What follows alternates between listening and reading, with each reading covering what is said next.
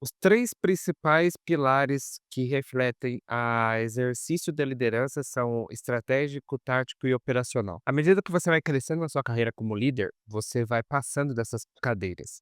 Normalmente no operacional você ainda é a pessoa técnica, a pessoa que executa de fato a execução da tarefa. Na tática você já tem uma visão um pouco mais ampla, um pouco mais de decisão a ser tomada pelos caminhos que se deve seguir, um pouco mais de criticidade, você critica mais, as iniciativas que estão sendo tocadas ali, as propostas de iniciativas, e no estratégico, de fato, aí você tem uma visão mais ampla, de longo prazo, onde você define caminhos e você lidera pessoas para chegar até esse objetivo. Como líder, para você poder estar na cadeira estratégica o máximo de tempo possível, que é onde a empresa espera que você esteja, até pelo recurso que ela investe em você, financeiramente falando, né, é necessário que você não esteja tão presente nas cadeiras de tático e operacional e que tenham pessoas capazes de exercer essas funções com autonomia. E aqui existe uma diferença muito grande entre o que significa dar poder a alguém e criar um sistema onde essa pessoa que estão nessas camadas de tática e operação tem naturalmente um poder ali, poder de decisão, sejam autônomas, entende? E parece sutil essa diferença, mas ela define tudo entre o que é uma equipe que espera a sua aprovação para tudo e uma equipe que ela resolve problemas complexos enquanto você está, de fato, sentado na cadeira estratégica e podendo dedicar todo o seu esforço e tempo nessa posição para que sua equipe possa chegar mais longe. A maioria dos líderes modernos está presa em uma armadilha invisível aqui. Eles empoderam, mas eles não emancipam a sua equipe. E qual que é a diferença disso? Bom, a diferença é que isso pode custar milhões. E na realidade, isso mostra uma fragilidade da liderança. Lideranças que não emancipam seus times, elas muitas vezes fazem isso por insegurança, por medo de que elas se tornem incompatíveis ou inúteis àquele ambiente onde se atua e já não se justifique mais a presença dela ali e ela entra no modo de autodefesa. E aí, de forma até inconsciente, ela atua contra o que poderia ser uma performance excepcional do time que ela gere. Então hoje nós vamos falar aqui como que a gente transforma empoderamento em emancipação. E claro, eu vou te mostrar cases aqui de empresas que aplicaram isso e que trouxeram enormes resultados para a sua operação e resultados. Então bora lá que o vídeo de hoje tem muito conteúdo para você, como sempre, claro. Olá, meus queridos. Muito bem-vindos a mais um Digitalks by JC. Meu nome é João Cazon e bora começar o vídeo e o episódio de hoje que o assunto aqui é bastante relevante para você que quer ser um gerente, um líder de alta performance, que realmente tem poder de emancipar a sua equipe. Bloco um: o contexto. A evolução que você precisa entender. Bom, antes da gente falar sobre emancipação, de fato, você precisa entender da onde nós viemos, né? Por que que a gestão moderna, ela não nasceu pronta? Ela evoluiu através de 3 estágios. E a maioria das organizações hoje ainda está travada no segundo estágio, quando nós já deveríamos estar no terceiro. E aqui eu estou falando de um termo que pode ser muito familiar para você, que é o management 1.0, Management 2.0 e Management 3.0. E vamos dar um contexto muito rápido sobre eles, porque tudo que a gente vai trazer no cerne do programa de hoje é referente à implementação real e verdadeira do Management 3.0, que é a meta que muitas empresas buscam, mas poucas empresas alcançam. A maioria das empresas ainda se mantém presas ao que a gente chama do Management 2.0. Então bora lá. Management 1.0 é o management da era das máquinas, né. Pensa ali na época da Revolução Industrial. As organizações, elas eram vistas como máquinas gigantes e as pessoas, engrenagem dessas máquinas. Seu papel como gestor era simples, era monitorar, reparar e, quando necessário, substituir as peças quebradas. Aqui é a estrutura que a gente conhece como comando e controle. Hierarquia rígida, funcionários como robôs, executores propriamente ditos. Isso funcionou bem até o século XX para uma produção linear, mas para o trabalho de conhecimento, ou seja, o trabalho intelectual, Isso se mostrou um completo desastre. E aí, obviamente, a gente precisou dar uma evolução a essa gestão. E aí veio o Management 2.0. O Management 2.0 ele é conhecido como a armadilha do bem-intencionado. E por que que é a armadilha do bem-intencionado? Porque nós chegamos aqui nos anos 2000 e a gestão ela evoluiu, ou pelo menos ela tentou evoluir.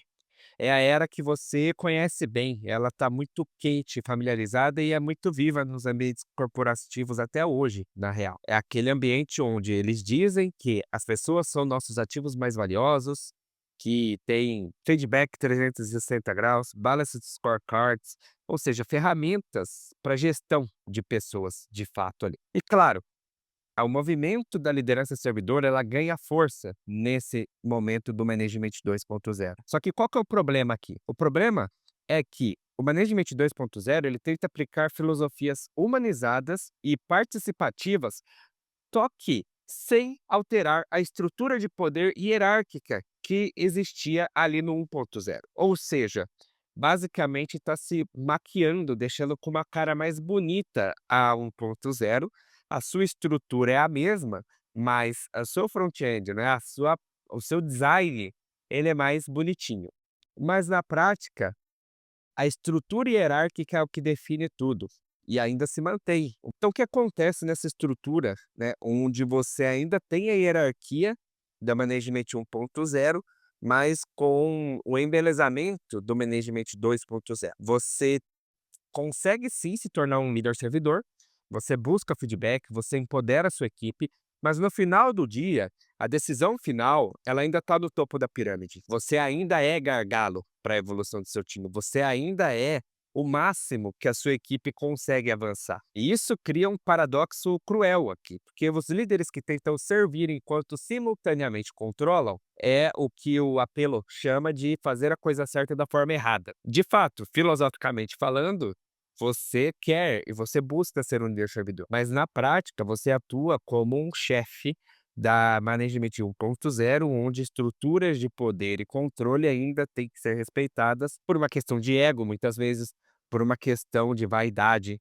Isso acontece, infelizmente, e por isso que essa estrutura de Management 2.0 ainda é tão viva nos ambientes corporativos. Então aqui vem a Management 3.0, que de fato é uma emancipação através do sistema. Qual que é a diferença entre o Management 3.0 e os anteriores? Ele não é uma evolução filosófica, mas sim uma evolução estrutural. E o que que isso significa? Significa que ao invés de tentar empoderar as pessoas, você transforma o sistema para que essas pessoas elas tenham poder naturalmente. Olha que incrível a mudança de paradigma que se tem aqui. O foco ele muda radicalmente de microgerenciar indivíduos para projetar, nutrir e cultivar o ambiente onde esses indivíduos trabalham. E aqui fazendo uma analogia, né, ao mundo mais físico, você deixa de ser um arquiteto que controla, que é controlador, e você se torna um jardineiro.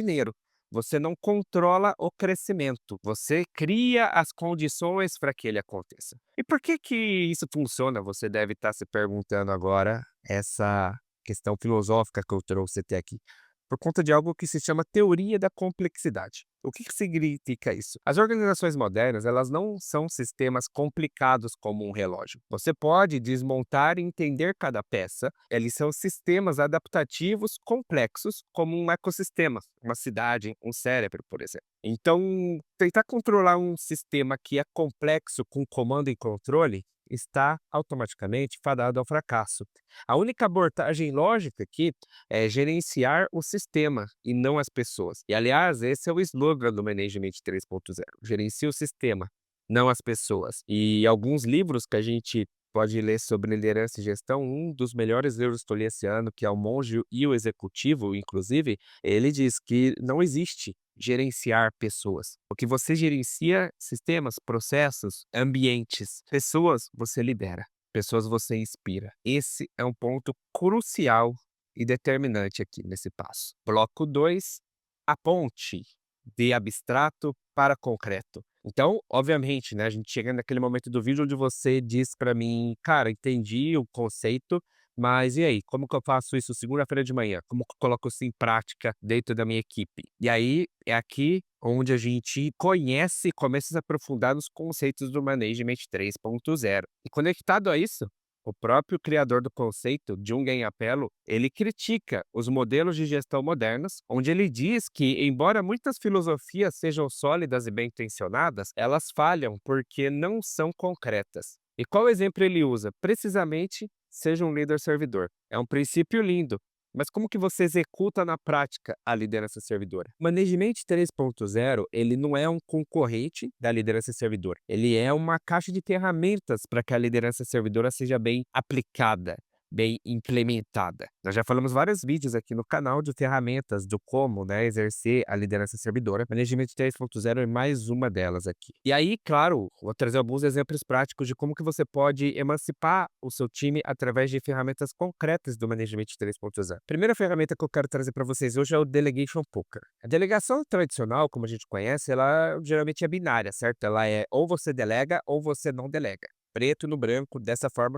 A Delegation Poker, ela transforma isso em 7 níveis graduais de autoridade. Então, nós temos o primeiro nível, que é o TEL, ou seja, você decide e informa. O SEL, você decide e convence. O Consult, você consulta e depois você decide. O Agree, decisão por consenso. O Advise, a equipe decide, você aconselha primeiro. Inquiry, a equipe decide e te informa depois. E o Delegate, a equipe decide e não precisa te informar. Você percebe aqui que isso aqui é uma evolução. É como que você consegue evoluir de um ponto onde você é necessário para tudo dentro de uma estrutura da sua equipe, onde você tem que tomar todas as decisões e direcionar o time no detalhe onde ele tem que atuar e como, até o momento onde esse time está totalmente emancipado e capaz de tomar as decisões sem ao menos te informar o que aconteceu.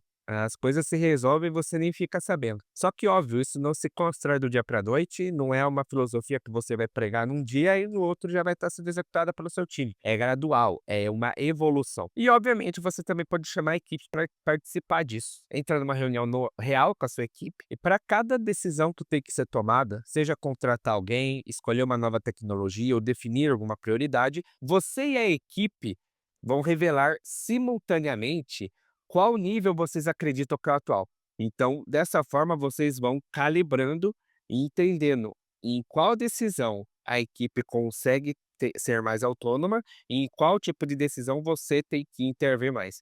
Isso durante todo esse processo de amadurecimento. Obviamente, o objetivo final de um líder é que a maioria das coisas sejam capazes de cair no set, no delegate. Como que você implementa isso e vai trabalhando isso com o time? Através do play da Delegate Poker. Segunda ferramenta aqui é o Moving Motivators. O Moving Motivators, ele inclusive merece até um vídeo inteiro no canal para falar sobre as motivações, porque ele vai em torno dessa questão intrínseca de cada pessoa. Não é apenas dinheiro que as pessoas buscam para se motivar. Aliás, tem pessoas que não se motivam pelo dinheiro. Tem pessoas que têm outros gatilhos motivacionais. Obviamente, dinheiro é sempre importante, todos temos contas para pagar no final do mês.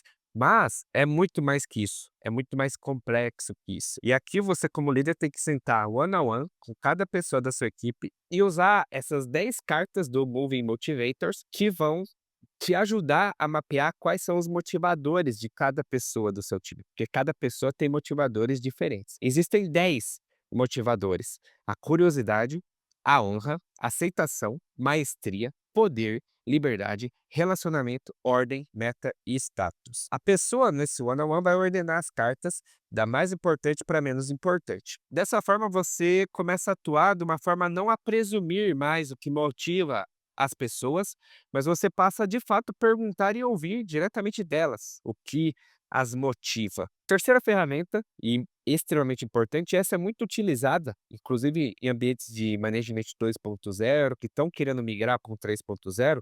Uma das primeiras ferramentas implementadas, inclusive, são os Kudo Cards. Kudo Cards, ele é reconhecimento descentralizado, basicamente. Ou seja, o crucial aqui é que os Kudos, eles não são apenas top-down, mas eles são peer-to-peer ou até bottom-up. O que isso significa? Ao invés de um elogio ou um feedback positivo sobre alguma atuação, alguma atitude, algo que alguém fez e gerou algum resultado, algum impacto positivo, vir apenas do líder para o liderado, com os Kudo Cards você torna isso 360 na empresa, onde todos são capazes e vão se incentivar a passar o feedback e elogiar e e dar reconhecimento para qualquer pessoa, inclusive um liderado para o seu chefe. Dessa forma, você está removendo a pessoa do gerente aqui como único distribuidor de elogios, e você cria uma cultura de apreciação mútua dentro do time. E isso muda aqui a dinâmica de poder. O reconhecimento ele vira um ato da comunidade e não uma concessão do chefe. Vocês veem como isso atua de forma direta e prática na emancipação do time? Então, bora aplicar essas ferramentas o mais breve possível dentro dos times que vocês atuam, beleza? Bloco 3, a prova, ROI qualificado. Falamos da teoria, falamos de ferramentas práticas para você poder aplicar, mas você, assim como é um líder sênior, o que você precisa de fato são de resultados. O que a empresa precisa ver é, ok, legal, muito bacana, a gente se preocupa com as pessoas, a gente quer ver elas evoluindo num ambiente saudável e onde elas são mais independentes e autônomas na atuação daquilo que elas são contratadas para fazer. Mas, e aí? O que nós ganhamos com isso como empresa, como companhia? Bom, agora eu vou te mostrar aqui o que acontece quando você transforma empoderamento em emancipação real com dados e cases concretos para vocês, tá? Primeiro case aqui é a Ambev Tech. A Ambev Tech, ela é um hub tecnológico agora o nome é legal aqui, é a Anheuser-Busch InBev do Brasil. Eles passaram por hipercrescimento brutal. Eles passaram de 400 para 1.000 colaboradores em menos de 6 meses. É um desafio tremendo em relação à cultura e gestão esse crescimento tão rápido e abrupto, correto? E aí, qual que é o problema aqui? O problema é que o feedback de Great Place to Work deles mostrou que o alinhamento, desenvolvimento de pessoas e reconhecimento estavam despencando. É o esperado. E aí, qual que foi a solução deles? Eles implementaram o Management 3.0, focando nas ferramentas de emancipação, muitas das quais a gente comentou aqui, porém Management 3.0 é extremamente amplo, existem cursos completos sobre isso, formações, então obviamente não vai dar para cobrir todos os detalhes que a gente chama vocês a buscarem mais sobre o assunto, mas o que importa de verdade é o resultado que eles obtiveram na implementação do Management 3.0 dentro da estrutura. O ENPS, que é o Net Promoter Score interno de uma companhia, ele subiu de 76 para 87, ou seja, ele subiu 11 pontos. Isso é fantástico. De 80 para 100 já caracteriza o que a gente chama de promotores, que é o nível mais buscado e de excelência neste resultado. Eles atingiram esse número. A rotatividade voluntária, ela caiu em 49%, ou seja, pessoas pedindo desligamento da empresa, pessoas demitindo a empresa. A satisfação do cliente subiu 78%, porque como a gente fala muito em liderança servidora, colaborador satisfeito gera cliente satisfeito. E o time to market reduziu em 19%, ou seja, eles ficaram mais rápidos em entregar solução para o mercado. Fantástico, é o que toda empresa deseja, não é mesmo? Porque para estar na frente, seu time to market tem que ser o mais curto possível. Reconhecimento. Ela se tornou a sexta melhor empresa de tecnologia para se trabalhar no Brasil. Olha que fantástico. Então você percebe aqui o padrão que a gente cria. Quando você emancipa, as pessoas elas não apenas ficam, mas elas se entregam mais rápido, elas entregam melhor e com mais qualidade. Segundo caso aqui é da Bosch Power Tools. Você também deve conhecer a Bosch, correto? Uma empresa tradicionalíssima. O desafio dessa empresa era quebrar a cultura de comando e controle. Obviamente, é o que se espera de uma empresa tão antiga, né, e tão tradicional, para escalar metodologia ágil e lidar com ciclos de inovação cada vez mais rápidos. E para isso eles focaram em duas ferramentas básicas aqui: a Kudo Cards para colaboração e a Delegation Poker para a autonomia. As duas que a gente já citou no bloco anterior. E quais foram os resultados que a Bosch trouxe para si implementando essa melhoria de gestão 3.0? O impacto foi aumento da produtividade e inovação e, como resultado, mais autonomia e engajamento dentro das equipes. O nosso último caso aqui é a CSS Insurance, que é uma empresa suíça, e esse é o caso mais desafiador, implementar a Management 3.0, que eles mesmos descreveram como coisas bem revolucionárias em uma organização tradicional de seguros, com fortes restrições de governança corporativa, ou seja, a emancipação em um ambiente que ele foi construído para controle. Então, imagina o desafio que deve ter sido essa implementação. Mas eles conseguiram, e os resultados com isso foram 49% de aumento na satisfação do cliente e 57% mais de estabilidade em seus sistemas. Nos três casos aqui, nós não estamos falando que a cultura melhorou ou o clima organizacional subiu. Isso fica evidente. Mas o que a gente está falando é de ROI mensurável. Todos os números que eu trouxe para vocês refletem em Retenção, produtividade, satisfação do cliente, velocidade de entrega e estabilidade operacional. A emancipação, ela não é uma utopia, ela é de fato uma estratégia de negócio que traz resultados financeiros no final do dia. Bloco 4, a transformação, de empoderamento à emancipação. E qual a síntese ao final de tudo isso? A liderança servidora, quando ela está presa no Management 2.0, a gente sabe que é uma filosofia nobre, mas fundamentalmente ela está limitada por uma estrutura hierárquica que ela não consegue mudar, infelizmente. Então, você não consegue aplicar a liderança servidora na sua essência. Você tem um limite até onde você consegue ir. Você é capaz de empoderar, mas você não é capaz de emancipar.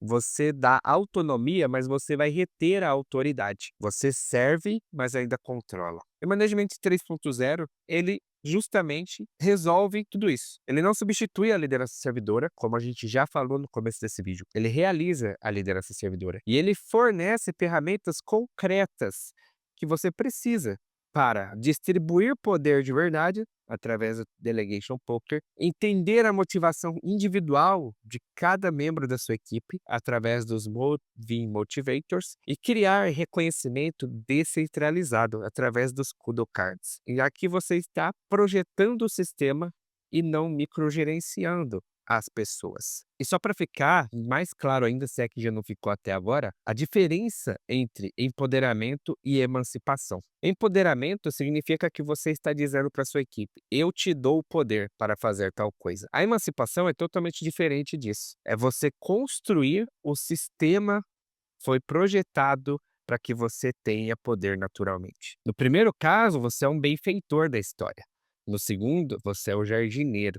No primeiro, você concede autonomia. No segundo, você cultiva a autonomia. Os dados que eu trouxe no bloco anterior sobre a BevTech, Bosch, CSS provam que quando você emancipa, você não perde o controle, você multiplica seus resultados. E fechando o vídeo de hoje, quero deixar uma pergunta muito crítica para você pensar e refletir durante a sua semana. Você está empoderando ou emancipando o seu time? Você está dando autonomia com uma mão e segurando a autoridade com a outra? Ou você está transformando o sistema para que a sua equipe naturalmente tenha poder? Porque no final das contas, a liderança servidora ela não é sobre você servir as pessoas, ela é sobre você servir o sistema para que as pessoas possam prosperar. Entende? Então, muitas vezes você fala de liderança servidora, as pessoas acham que você está fazendo o que as pessoas querem, que você está mimando o seu time, que você está criando colaboradores fracos. E não é isso. Na verdade, é o completo oposto. Liderança servidora não é você servir no que seu time quer, mas é servir no que seu time precisa. Há uma diferença muito clara entre esses dois termos. E por hoje é isso. Espero que vocês tenham gostado. Se gostaram, como sempre, deem o seu like, compartilhe com outros líderes que precisam ouvir isso e se inscreve nesse canal, ativa o sininho para acompanhar os nossos próximos vídeos. Nos vemos no nosso próximo Lead Talks by JC. Um grande abraço e até lá!